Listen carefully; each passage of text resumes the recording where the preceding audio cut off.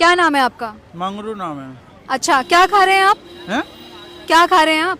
ये मैं दाल चावल खा रहा हूँ। पर मुझे तो झालमुरी दिख रही है।